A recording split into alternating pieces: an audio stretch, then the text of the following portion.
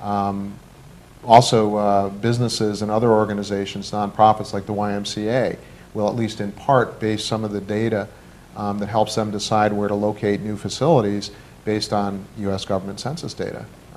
It serves as kind of a central basis for a lot of marketing research and a lot of companies to help validate and verify some of the decisions that they make. So it affects us in a lot of different ways on a local level. And we want our fair share, don't we? We need our fair share. We really do, because right now we're supporting all the different causes that you're talking about, and so whatever money we can get from outside the community absolutely takes the burden off of the local government, absolutely, if you will. And all the, you know, and Philippa knows in the city all the time they're coming before the city council to talk about, you know, we can receive this grant, but here's a match, you know, this is a matching grant, so that's where that money comes from.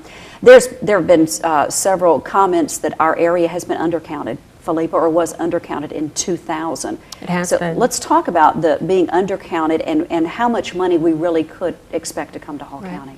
Well, in 2000, we roughly had, we believe that we only had about a 63% response rate, which is pretty disappointing. So we probably left anywhere from $40 to $50 million on the table.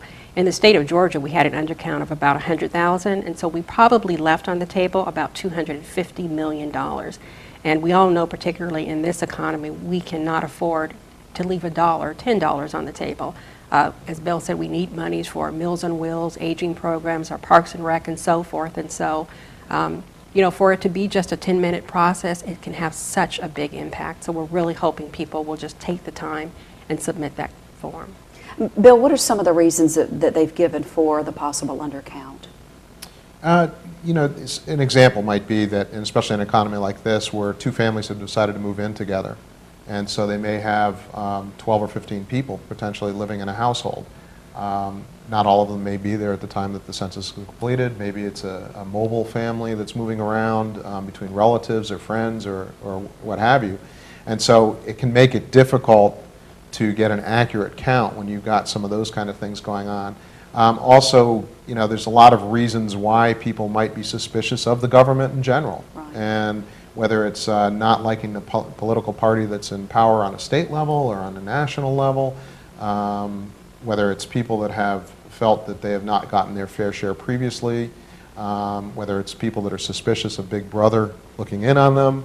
There's any number of reasons why people would choose not to support this, and that makes it difficult for the folks that are counting, the Census Committee and our efforts here, to convince people that are otherwise have in their mind some reason why they don't want to participate.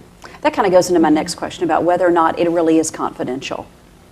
Well, the information, yes, it is. It's mandated by law that nobody, including the president, cannot get access to personal information.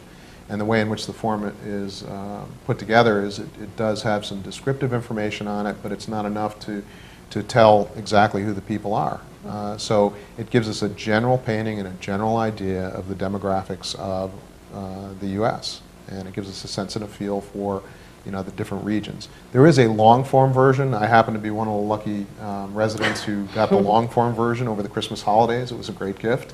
Well, they gave you a little advance time to work on it, didn't they? They gave me, and I needed, it takes a little more than 10 minutes to complete because they do ask a lot more questions. Again, none of it will tell people exactly who I am, but it will give some general idea of who I am and where I live and what my household is like. And again, that's important information so that not only our government can make good decisions about how to allocate the services, as Philippa mentioned, but also how businesses can use the information to make decisions about where they locate things, or schools, where do we place schools?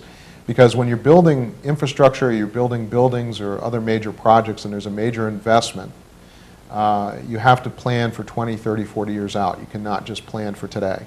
And so decisions have to be based off of some kind of known valid information, and the census gives us that valid information. I'm glad you mentioned the fact that there is also a long form too. We don't want to be misleading anyone here. I guess I don't have to worry about it. I didn't receive anything over the Christmas break, so I'll be looking for the short form in my mailbox. Actually, the first interview we did about the census was a year ago. It was last March, and I talked with Gerson Vasquez. I'm sure you know him. He's the partnership specialist with the U.S. Bureau of the Census, or the Census Bureau.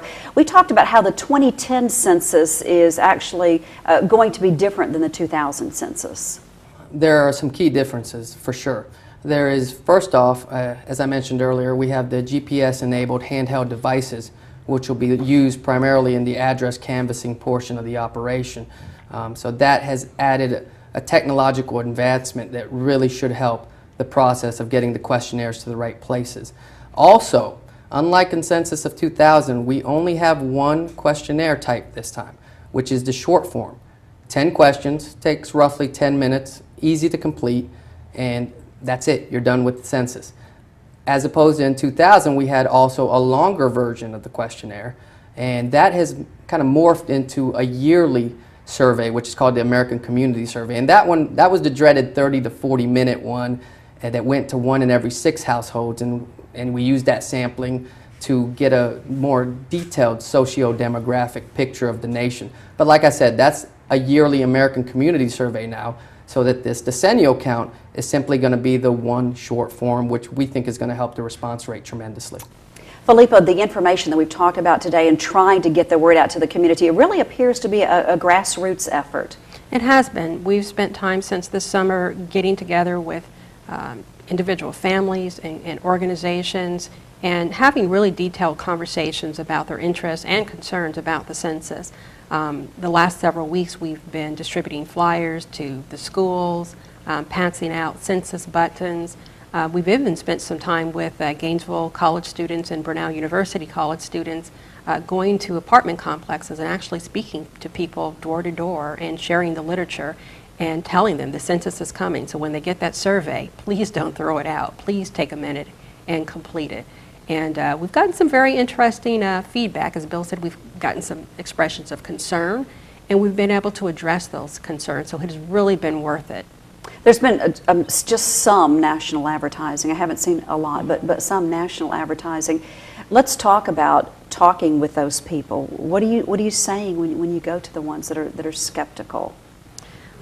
We reassure people that it's safe, that it's confidential. We've actually had quite a few people who've expressed concerns about citizenship status and fearful that it may have some linkage to the issue of deportation or so forth. And we assure people that since 1790, the census has never been used for that purpose and will never be used for that purpose. We also encourage others who we kind of assume will complete the census. They assume everyone else will complete the census. And what we tell them is don't assume. Don't assume, yeah. Don't Right. assume. Please talk to your family, friends, and neighbors. Please make it a point to ask the elderly people in your community, in your neighborhood, do you need help? Can I assist you? And when you go to church, make it a point to ask people sitting next to you after the service, have you taken the time to help our community by completing the census? And this is kind of goes into my next question for Bill in just a few moments about our Hispanic population in Gainesville, because we do have a situation that doesn't occur in every community, and there is going to be perhaps more skepticism here about what this is being used for. Is the form in English and in Spanish, or in English and other languages? It's actually, in our community, it will come in English and Spanish, and it will vary throughout the United States. But in our particular community, it will come in both languages. But people can request it in any language of their choice. Okay.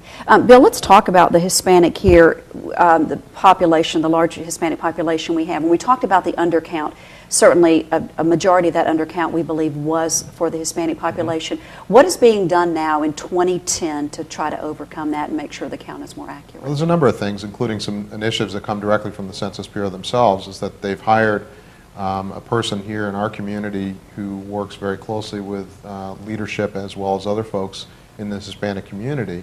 And she works directly for the Census Bureau, and she's been out for about the last year just knocking on doors, talking to people, getting folks organized, coordinating some of our efforts with us, just to make sure that the message is getting through.